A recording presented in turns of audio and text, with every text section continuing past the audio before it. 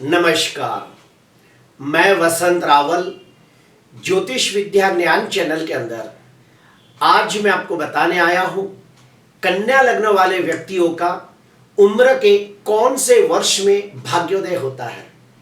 उम्र के कौन कौन से वर्ष उनके लिए सुखकारी, लाभकारी और भाग्य की वृद्धि के दायक होते हैं। तो आइए गहराई से जानते हैं। कन्या लग्न की कुंडली के अंदर भाग्य स्थान के अंदर वृषभ राशि है और वृषभ राशि का स्वामी कौन है? शुक्र है। कन्या लग्न की कुंडली के अंदर भाग्याधिपति शुक्र केंद्र में, त्रिकोण में या फिर दूसरे 11वें भाव में शुभ स्थिति में बलवान होकर बैठा हो तो ऐसे व्यक्ति का भाग्योदय 24 साल की उम्र में हो जाता है। क्यों? क्योंकि भाग्याधिपति शुक्र अगर चौथे भाव में बैठा हो तो यहां पे दिग्बली हो जाता है। भाग्याधिपति शुक्र सप्तम भाव में बैठा हो तो यहां पे उच्च का होकर मालव योग नाम का पंच महापुरुष राजयोग बनाता है। भाग्याधिपति शुक्र धन स्थान में बैठा हो तो यहां पे स्वगृही हो जाता है और भाग्याधिपति शुक्र 12वें भाव के अंदर अति विशिष्ट योग कारक ग्रह बन जाता है। इसीलिए भाग्याधिपति शुक्र अगर केंद्र में, त्रिकोण में या फिर दूसरे 11वें भाव में बैठा हो तो ऐसे व्यक्ति का भाग्योदय 24 साल की उम्र में निश्चित तौर पे हो जाता है। ज्यादातर लोगों की शादी 24 साल के आसपास हो जाती है। अगर मान लो किसी का विवाह जल्दी हो गया हो तो 24 साल की उम्र में उसके घर पे कन्या रत्न का जन्म होता है, या फिर अगर ये शुक्र चौथे भाव में दिग्बली होता हो तो ऐसे व्यक्ति को अपने खुद के मकान का योग भी बन जाता है या फिर वाहन का योग भी बन जाता है।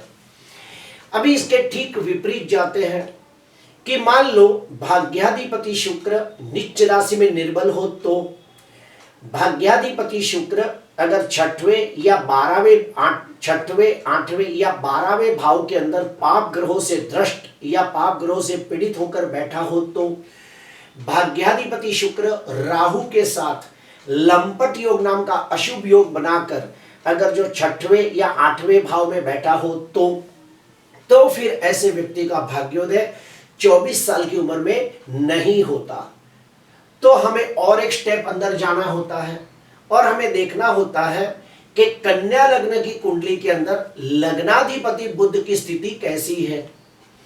अगर लग्नाधिपति बुध केंद्र में, त्रिकोण में या फिर दूसरे 11वें भाव में शुभ स्थिति में बलवान होकर बैठा हो तो ऐसे व्यक्ति का भाग्योदय निश्चित तौर पे 32 साल की उम्र में हो जाता है। क्यों? क्योंकि लग्नाधिपति बुध अगर दसम भाव में स्वगृही होकर बैठा हो तो भद्र योग नामक पंच महापुरुष राजयोग बनाता है। लग्नाधिपति बुध लग्न में ही बैठा हो तो यहाँ पे दिग्बली भी होता है और लग्न में उच्चका होने की वजह से भद्र योग नामक पंच महापुरुष राजयोग बनाता है। लग्नाधिपति बुध अगर भाग्य स्थान में बैठा हो तो भाग्य की वृद्धि करता है। लग्नाधिपति बुध पंचम भाव में बैठा हो मित्र राशि में तो भी बहुत अच्छा फल देता है। लग्नाधिपति बुध चौथे भाव में बैठा हो तो वहां पे कारक माना गया है। तो लग्नाधिपति बुध अगर केंद्र, त्रिकोण या फिर दूसरे 11वें भाव में बैठा हो तो ऐसे व्यक्ति का भाग्योदय 32 साल की उम्र में होता है। अगर मान लो कोई व्यक्ति का विवाह ना हुआ हो तो विवाह हो जाता है। अगर कोई व्यक्ति के घर पे विवाह के बाद संतान का सुख ना हो तो उसे संतान का सुख प्राप्त होता है। अगर कोई व्यक्ति को अच्छी नौकरी ना हो तो उसे अच्छी नौकरी मिल जाती है। कोई व्यक्ति को अच्छा मकान का योग न बनता हो तो मकान का योग भी बन जाता है और 32 साल के उम्र में उसके जीवन में कोई ना कोई बड़ी शुभ घटना अवश्य घटती है। अभी मान लो लग्नाधिपति बुध अगर नीच राशि में निर्बल हो तो लग्नाधिपति बुध अगर राहु के साथ युति करके जड़त्व योग बनाता हो तो लग्नाधिपति बुध अगर 6वें, 8वें या 12वें भाव के अंदर पीड़ित होता हो तो फिर ऐसे व्यक्ति का भाग्योदय 32 साल की उम्र में बिल्कुल नहीं होता। तो हमें और एक स्टेप अंदर जाना होता है और हमें देखना होता है कि कन्या लग्न की कुंडली के अंदर पंचम भाव की स्थिति कैसी है। तो कन्या लग्न की कुंडली के अंदर पंचम भाव में कौन सी राशि है, मकर राशि है, और मकर राशि का स्वामी कौन है, शनि। तो शनि की स्थिति को हमें देखना होता है। क्यों? क्योंकि कोई भी कुंडली के अंदर 3 ग्रह योग कारक होते हैं, लग्नाधिपति, पंचमाधिपति और भाग्याधिपति। ये तीनों 3 कुंडली के योग कारक ग्रह होते हैं और उनको सबसे पहले देखा जाता है। तो कन्या लग्न की कुंडली के अंदर पंचमाधिपति ग्रह कौन हुआ, शनि हुआ। अगर ये शनि ग्रह केंद्र में, त्रिकोण में या फिर दूसरे 11वें भाव में शुभ स्थिति में बलवान होकर बैठा हो तो ऐसे व्यक्ति का भाग्योदय 36 साल की उम्र में निश्चित हो जाता है। क्यों? क्योंकि पंचमाधिपति शनि अगर भाग्य स्थान में बैठा हो तो यहाँ पे भावात भावम का नियम लागू पड़ता है कि 5वें भाव से 5वें भाव में, तो भावात भावम का नियम लागू पड़ता है और ऐसा व्यक्ति बहुत ही नसीबदार होता है। अगर पंचमाधिपति शनि अगर सप्तम भाव में बैठा हो तो यहाँ पे दिग्बली हो जाता है। पंचमाधिपति शनि अगर धन स्थान में हो तो यहाँ पे उच्च का हो जाता है। पंचमाधिपति शनि अगर दसम भाव में हो तो शनि दसम भाव का कारक ग्रह माना गया है। इसीलिए पंचमाधिपति शनि अगर केंद्र, त्रिकोण या फिर दूसरे 11वें भाव में शुभ स्थिति में बलवान होकर बैठा हो तो ऐसे व्यक्ति को 36 साल की उम्र में कोई ना कोई शुभ घटना अवश्य घटती है। अगर उसको मकान की इच्छा हो तो उसका मकान का योग बन जाता है, या फिर उसे कोई गाड़ी खरीदने का योग बनता है। लेकिन ज्यादातर वो गाड़ी जूनी होती है, ये भी देखा गया है। जो मकान खरीदता है वो भी शायद उसे जूना वाला मिल जाता है। तो हम लोगों ने अभी देखा कि कन्या लग्न की कुंडली के अंदर सबसे पहले भाग्याधिपति कौन है, शुक्र है। तो शुक्र का उम्र क्या है, 24 साल। तो 24 साल की उम्र में उनके जीवन में कोई ना कोई शुभ घटना घटती है। फिर लग्नाधिपति कौन है, बुध है। अगर बुध शुभ स्थिति में बलवान होकर केंद्र त्रिकोण में बैठा हो तो उनका भाग्योदय 32 साल की उम्र में होता है। पंचमाधिपति कौन है, शनि है। अगर शनि शुभ स्थिति में बलवान होकर केंद्र त्रिकोण में बैठा हो तो उनका भाग्योदय 36 साल की उम्र में होता है। अभी मान लो कि ये पंचमाधिपति शनि भी अगर नीच राशि में निर्बल हो या फिर 6वें, 8वें या 12वें भाव में पीड़ित होता हो, राहु के साथ युति करके श्रापित योग बनाता हो, तो फिर क्या करें? तो फिर हमें राहु को देखना होता है। अगर कन्या लग्न की कुंडली में राहु भाग्य स्थान में बैठा हो और उच्च का होता हो, या फिर राहु की वक्री 5वीं दृष्टि या 9वीं दृष्टि भाग्य स्थान पर पड़ती हो तो ऐसे व्यक्ति का भाग्योदय 42 साल के बाद होता है और 42 साल तक उनके जीवन के अंदर काफी संघर्षमय समय रहता है और 42 साल के बाद उनका भाग्योदय होता है। अगर मान लो राहु का भाग्य स्थान और भाग्येश के साथ कोई संबंध ना हो तो फिर हम केतु को देखते हैं। अगर केतु कन्या लग्न की कुंडली के अंदर भाग्य स्थान में बैठा हो या केतु की दृष्टि पड़ती हो तो फिर ऐसे व्यक्ति का भाग्योदय 48 साल की उम्र में होता है। यह हो गया ग्रहों का गणित। और मैं आपको एक बात बताना चाहूंगा कि कन्या लग्न की कुंडली के अंदर मान लो लग्नाधिपति बुध, भाग्याधिपति शुक्र और पंचमाधिपति शनि। ध्यान से सुनना, कन्या लग्न की कुंडली के अंदर लग्नाधिपति बुध, पंचमाधिपति शनि, भाग्याधिपति शुक्र, अगर ये तीनों ग्रह नीच राशि में निर्बल हो तो ये तीनों ग्रह 6वें, 8वें, 12वें भाव के अंदर पीड़ित होते हो तो फिर कैसे जाने कि ये व्यक्ति का भाग्योदय कब होगा? तो फिर उसके लिए दूसरा गणित होता है, महादशा का गणित देखा जाता है।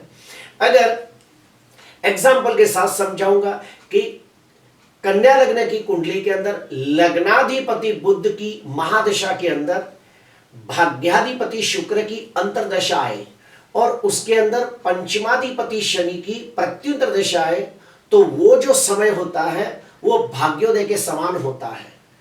ठीक वैसे ही बुध की महादशा में शनि की अंतर्दशा और शनि की अंतर्दशा में शुक्र की प्रत्युंतर दशा आ जाए तो वो जो समय होता है वो भी समय भाग्योदय के समान होता है और उस समय के अंदर निश्चित तौर पे कोई ना कोई बड़ी शुभ घटना अवश्य घटती है।